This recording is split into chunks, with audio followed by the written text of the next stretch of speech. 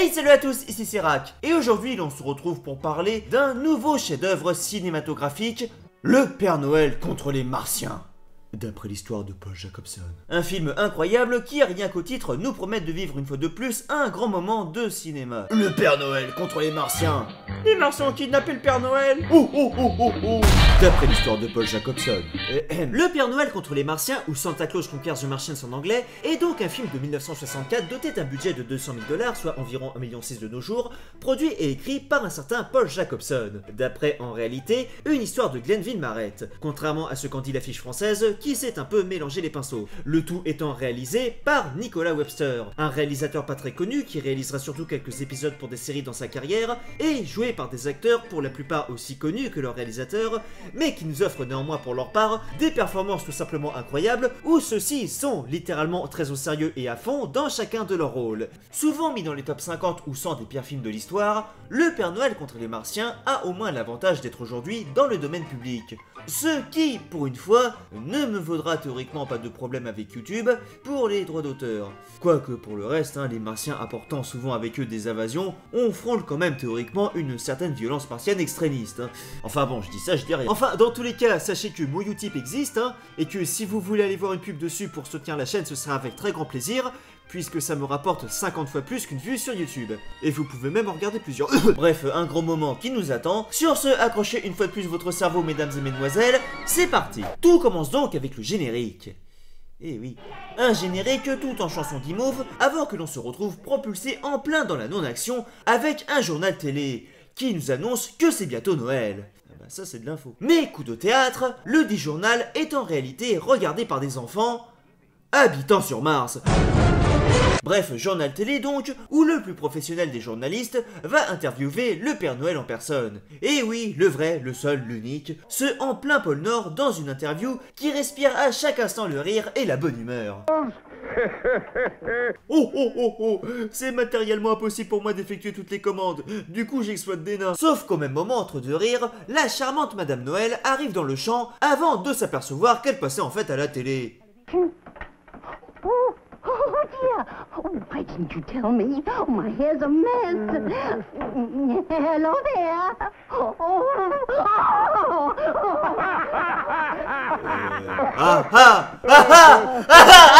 Puis là, il y a une interview très sérieuse des nains lutins à fausse barbe.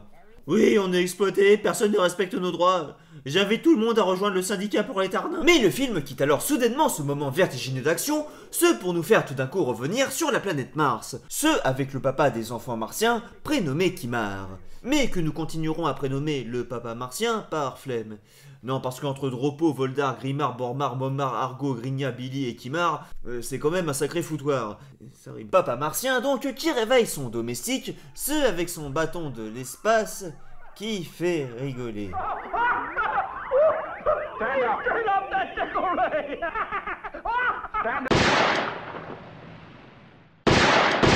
Tant de rigolades donc, mais qui ne font pas rire du tout notre bon père de famille martien, qui va de suite dire à ses enfants d'arrêter de regarder ces sales programmes terriens pourrisseurs d'esprit et d'aller se coucher de suite dans leur lit douillet.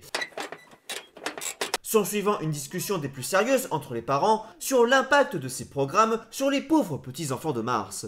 Le père sentant qu'il va se passer quelque chose de terrible. Something is happening to the children of Mars. Kimar, as leader of the Martians, you must do something about it. I know. But what? Résolument résolu, sa femme lui dit alors d'aller voir le sage ancien de la forêt. Why don't you go to the forest and see Chochim, the Ancient One? Seul ce brave vieil homme martien, qui aurait pu se prénommer Monsieur Mojo, ayant la sagesse nécessaire pour trouver la solution à cette situation plus qu'inquiétante et dramatique. Il y a quelque chose de pourri sur Mars, je vous le dis! Une réunion du conseil du gratin martien étant ainsi tenue au plus vite, et ils partent tous ensemble voir le vénérable ancien. Très belle forêt. Bref, et c'est donc devant ce décor qui a visiblement coûté la moitié du budget du film que l'ancien apparaît. Waouh, quel effet spécial. Bref, l'ancien leur demande alors pourquoi ils l'ont appelé. Something is wrong with our children. They eat not, they sleep not.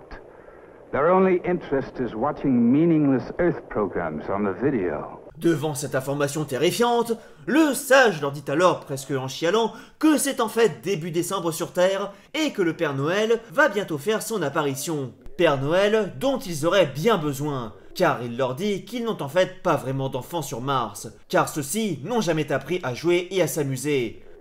Tout simplement, car sur Mars, ils n'ont pas Noël. They've never played. They've never learned to have fun. And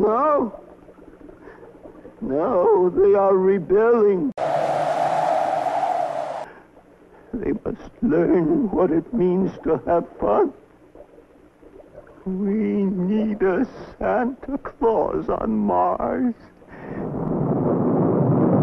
Donc la morale du film, c'est que si tu fais de pas Noël, c'est que t'es basiquement un martien sans cœur. Ce film était sponsorisé par Coca-Cola. Et c'est donc après ces mots pleins de sagesse quasi prophétique que tel s'en va le sage. Sous un nouvel effet spécial. Bref, devant ces situations désespérées plus qu'insoutenables, les Martiens, prenant leur courage à deux mains, décident alors d'aller chercher le Père Noël pour le ramener sur Mars. L'avenir du monde est entre leurs mains. And desperate problems require desperate deeds. Earth has had Santa Claus long enough. We will bring him to Mars. Et là, après ce formidable discours, nous avons le droit à un plan du vaisseau décollant vers la Terre. Toute l'autre moitié du budget y étant passée. Bref, péripéties à deux balles durant un voyage beaucoup trop long sans suivant, et ils arrivent enfin sur Terre. Terre où, une fois à peine le pied posé au sol, ils menacent directement deux enfants. Où est le Père Noël? Répondez! Petits enfants prénommés Billy et Betty, qui leur disent donc que le Père Noël est en fait au pôle Nord. Les Martiens y allant de suite, en embarquant avec eux les deux enfants. Parce que... Ceux-ci étant alors condamnés à voyager avec eux dans leur vaisseau et waouh, tous ces boutons! Et bref, galérant pendant des minutes bien trop longues pour eux, comme pour le spectateur. Tandis que quelques images d'archives de l'US Air Force faisant le plein de carburant devant l'invasion martienne viennent un peu remonter l'action à l'écran. Ah, regardez, on a du budget. Bref, tasse de café et ils atterrissent enfin au pôle Nord. Pôle Nord, où à peine arrivé, un ours polaire d'un réalisme plus que saisissant menace de bouffer les deux enfants. Ce sous des bruits de lions enregistrés un dimanche après-midi.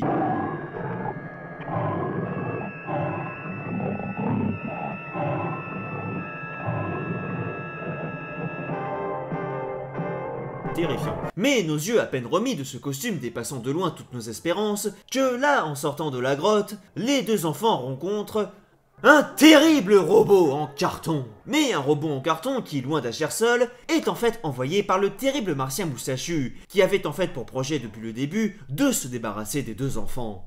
Parce que...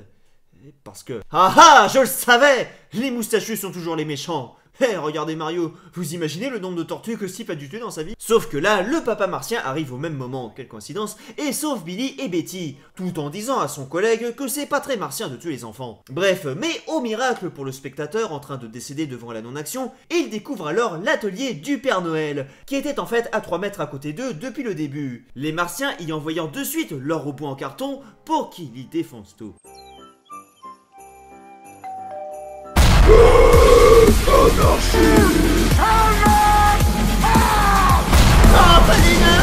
Les Martiens entrent alors avec leur pistolet à la main et paralysant quiconque se trouvant sur leur chemin.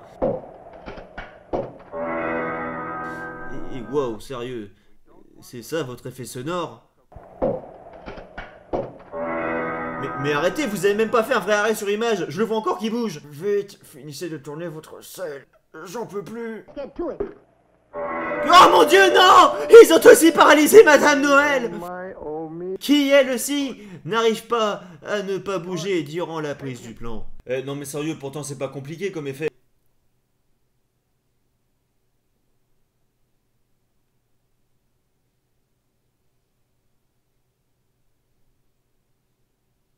Bref, les Martiens capturent finalement le Père Noël, ce qui paraît dans tous les journaux du monde, et l'emmènent avec eux sur Mars, s'en suivant évidemment une crise mondiale sans précédent, l'ONU étant réunie dans l'urgence ainsi que tous les scientifiques à lunettes du pays. Une fusée avec une équipe de secours étant même aussitôt envoyée à sa rescousse. Monsieur le Président, le Père Noël a été enlevé! Oh mon Dieu! Vite, préparez les codes de lancement! Il est temps de montrer à ces Martiens ce que valent nos têtes nucléaires. Et ah oui, les Martiens ont aussi emmené les 2 enfants avec eux sur Mars. Une fois de plus, parce que...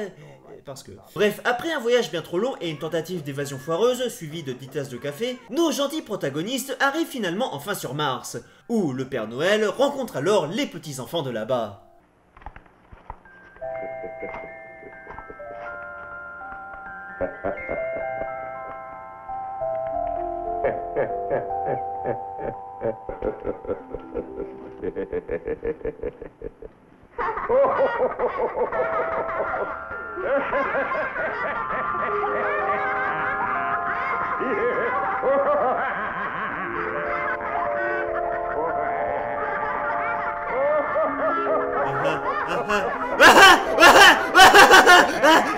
Bref, les rencontres sont des plus joyeuses. Mais le Martien moustachu, lui, visiblement non content de voir tous ces sourires, prépare dans le plus grand secret un terrible complot pour se débarrasser du Père Noël. Donc juste pour résumer la situation, il y a le Père Noël qui a été kidnappé et emmené sur Mars, où là-bas un complot est monté pour l'assassiner, tandis que sur Terre, l'ONU en pleine panique a envoyé une fusée à sa rescousse.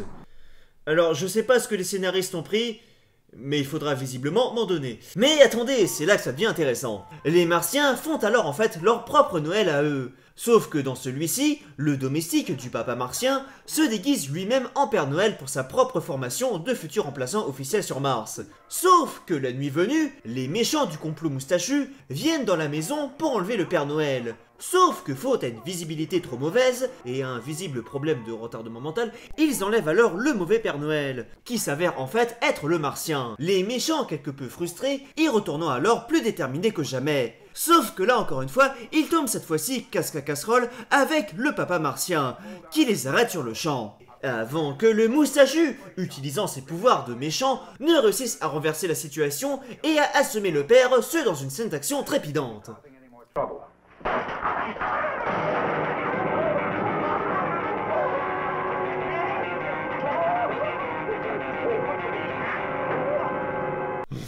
Celui-ci se dirigeant de suite vers le Père Noël, flingue à la main pour lui régler son compte.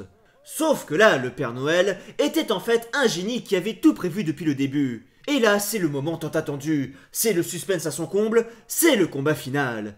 Extrait.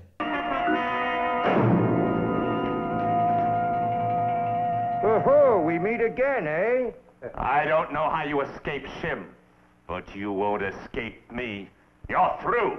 Well, why don't you, relax? You're going to relax permanently.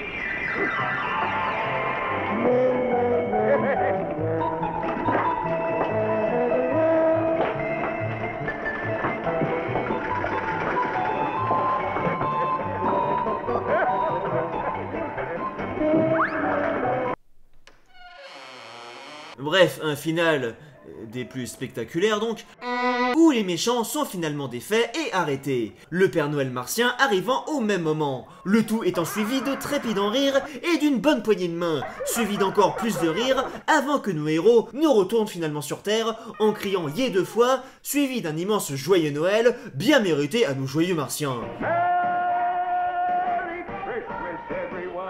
Et là, repartant dans l'espace sans savoir piloter, et promis donc à une mort quasi certaine, c'est la fin.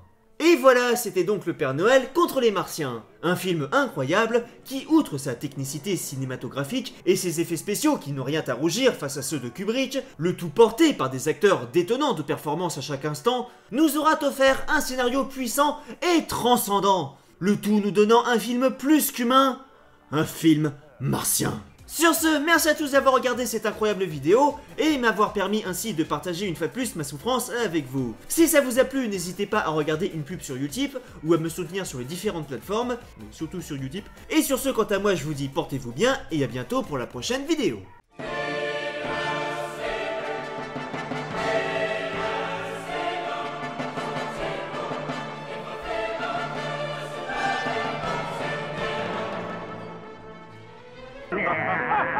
Oh!